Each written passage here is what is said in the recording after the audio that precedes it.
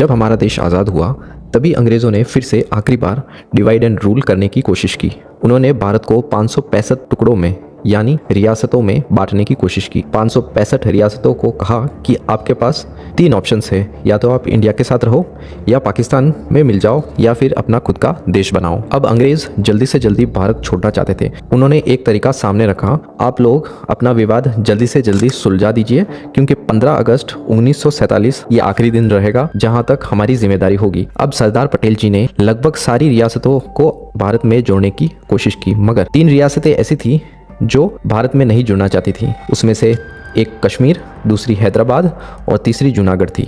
अब वो दिन आया 15 अगस्त जब हमारा देश आज़ाद हुआ और उसी में से पाकिस्तान भी बना।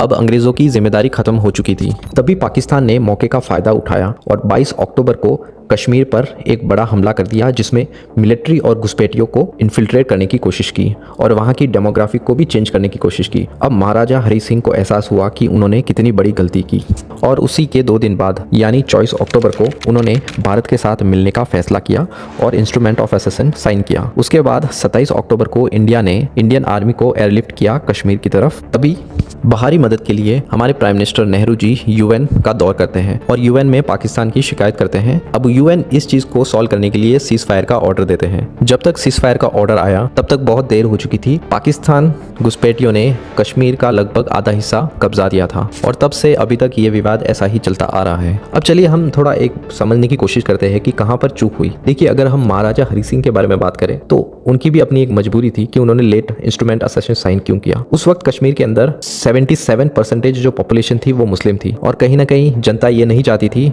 कि वो या तो पाकिस्तान में रहे या भारत में रहे। वो चाहते थे कि हमारा अपना खुद का एक इंडिपेंडेंट देश बने। अब अगर हम दूसरी बात पर गौर डालें, जब प्राइम मिनिस्टर नेहरू जी अगर यूएन में नहीं जाते और सीज फायर का ऑर्डर नहीं मिलता तो शायद से हमारी इंडियन आर्मी कश्मीर को वापस ले सकती थी उस वक्त। लेकिन नेहरू जी की भी अपनी एक मजबूरी थी, क्योंकि देखिए, जब देश आज़ाद हुआ तो जब नया देश बना तो वहाँ पर बहुत सारी समस्याएं थी। हम एक तो हमारे पास इतने रिसोर्सेज नहीं थे कि हम आर्मी को फंड कर सके, और ना ही हमारे पास इतने अनाज थे कि ऑलरेडी जो प्रॉब्लम जूझ रही है हम उसे सॉल्व कर सके। देश आज़ाद होने से पहले ही अंग्रेज़ों ने भारत को इतना लूट चुके थे कि अब हमारे पास ज़्यादा रिसोर्सेज थे नहीं, और ऊपर से चाइना से भी हमें खतरा था। नंबर 2 पॉइंट, पाकिस्तान से बहुत सारे इमिग्रेशंस आ रहे थे तो उनकी अपनी एक समस्या थी। तो कंट्री में ऑलरेडी बहुत सारे विवाद चल रहे थे, तो इसलिए प्राइम मिनिस्टर नेहरू जी ने यूएन में जाकर अंतर्राष्ट्रीय मंच पर यह मुद्दा रखने की कोशिश की।